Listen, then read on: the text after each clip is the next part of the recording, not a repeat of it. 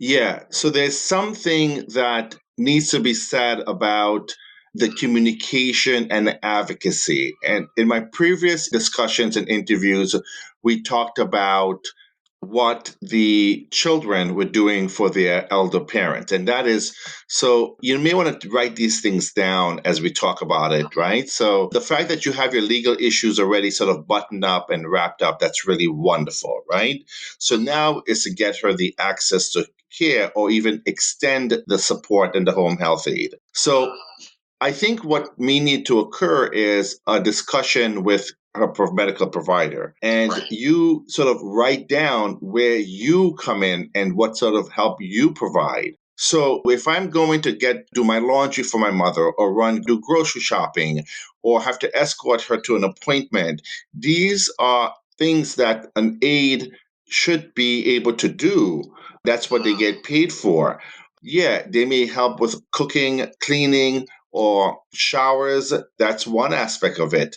But some of the sort of the miscellaneous duties or tasks we often take for granted because, it's not your mother. So that's what you do, right? But at the same time, it's taxing you because you have your senior position. You have additional responsibilities. When your dad was there, your dad took that on.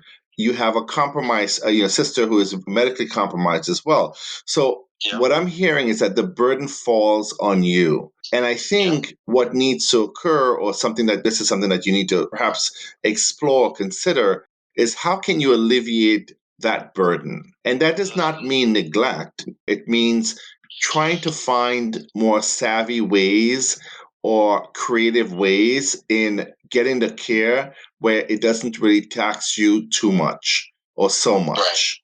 So, where I'm going with that is what you may want to do is have a conversation with your provider. Go back to the provider and said, actually assess where you help and what sort of help that you provide for your mom. And then say, is it in addition to what the aid is doing? And go back to the provider and say, I need more hours. Yep. And I want you to make that recommendation. And you have to be a little bit kind of assertive or pushy, if you will. I found that if you're not, then they're going to you're at the whims of what they say and what they dictate. Right. But if you say, this is what I think she needs, and this is what she's not getting, and this is the reason why, based on her medical condition, and try to advocate on that end. And when the nurse comes, you got to do that as well. Now, are you familiar with some of these home health agencies where it can provide not service, where you can hire a loved one? Hire a loved one? Yeah. So if your sister, like you said, your sister would try to help your mom, instead of having those additional hours, your sister can get paid doing it. Oh, no, I did not know that. Yes. So there are agencies out there. We see it advertised a lot. There's one home health agency called Freedom Care, and where a loved one gets paid to take care of the parent. And offline, I can provide you with some more details and information on that. But I think that something for you to consider. Or if your sister needs care as well, you can get extended aids or two aids to go, if that makes sense. This way, it alleviates the burden for you. That's a terrific program I see because it's helping families who really can't help themselves or can't afford it. And it's hiring someone that they know that is skillful and has been already doing the job. So I think it's a win-win overall if they need the help and it's approved by a physician and assessed by a nurse or a home health agency, then I think that that's something that you may want to consider. Perfect. So we covered the issue of family dynamics. We covered issues of the legal issues. Financially, how is she doing? How is she able to sort of cover her costs in her home where she lives? Where are you around that? Right. So I help out a little bit, and she also gets Social Security, so she does get some money in. But it is tight. Obviously things are moving a lot quicker. They're getting a little bit more expensive. But that's it. And what helps also is that my sister is also receiving assistance because she's unable to work. She's taking some very strong medications. And of course, my mom is retired and all that, so she's not able to do any of that. So yeah, it's tight, definitely. Yeah. So I think the other thing for us to do is to sort of explore the financial aspect of that and where it sort of reduces the burden on you. Most families that I know are able to then, I mean, they're doing what you're doing, right? You have to cover the costs, right? Whatever residual fees or dues or co-payments that you cover it. However, I must tell you is that, are you documenting this? Oh, yes. Are you documenting the costs that you're covering to take care of your mother? Yes. Okay. The reason why I'm saying that is because I spoke to a family friend and who has a disabled sister, and their mother became disabled, and both sister and mother moved in with that person. And now she's trying to sort of navigate the finance around it, and the insurance company and Medicaid and Medicare are saying, well, you said you spend X amount of dollars to take care of her, which she did, but she had no means of showing it. So why I'm saying that is that in the event that, say, for instance, God forbid something happens and you need to sort of demonstrate the burden that it took on you, financial burden, right? And I think that really also helps for advocating for, have you heard of Medicaid spend down? Okay. I have. All right. So when it comes to situations like that, they will want to see what are the costs, like how much money are you actually spending on her, right? Okay. Yeah. So these are some of the things that we can sort of talk about offline and maybe revisit this conversation again to see if it works or if it doesn't work. To sort of find means to absorb the costs. Let's talk about the costs. If you don't mind me asking, or if you don't mind sharing, and you don't have to, I don't want you to feel uncomfortable sharing, but what are some of the costs that you have to cover? Just like living expenses, really. Just maybe like food here and there, but nothing too exorbitant. Okay, so well, it adds up, right? Yeah. And then I would imagine you have to pay for food for you, your mom, and your sister. Of course, Yeah.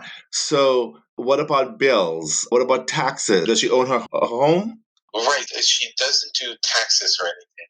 They don't really do any type of taxes. No, I mean property taxes. She's in a property taxes. Oh yeah, no. She's in a living unit, so it's for low income. Okay, got it. Housing. Okay, good. Okay, great. Yeah. All right. So she's in sort of a senior housing kind of establishment. Okay. Okay, so that sort of works to her advantage in the sense where it's not, as you said, exorbitant, and she doesn't have to pay a lot to cover that. But still, there are other costs as well. Have you considered SNAP for her? I think there was a process that was moving along with that. But unfortunately, because she became ill and everything and just was cyclical in and out, it was hard for her to keep the appointments. I think she needs to have an appointment with that. Yeah, so that's something to consider because that helps with the food. If she's qualified for the low income housing, then SNAP should be able to help her with the food, right? And then also, if you listen to my previous interviews, they were talked about Medicare and Medicare Advantage plans. And depends on what it is, what plan she has, then there may be more services available to her that can help her with her pharmaceutical needs as well. I see. Yeah. Perfect. So there are three things that I'm hearing that we can sort of work on. One is your SNAP.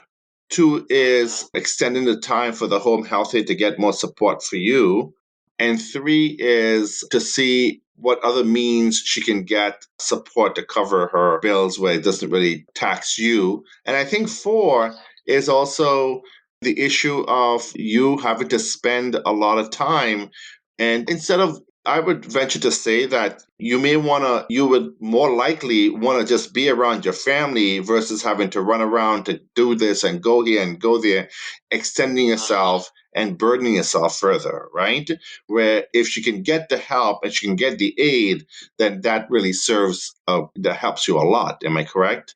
Right. Yes. Yeah. Definitely. So, is there anything else you would like to talk about? No, I think that pretty much covers it.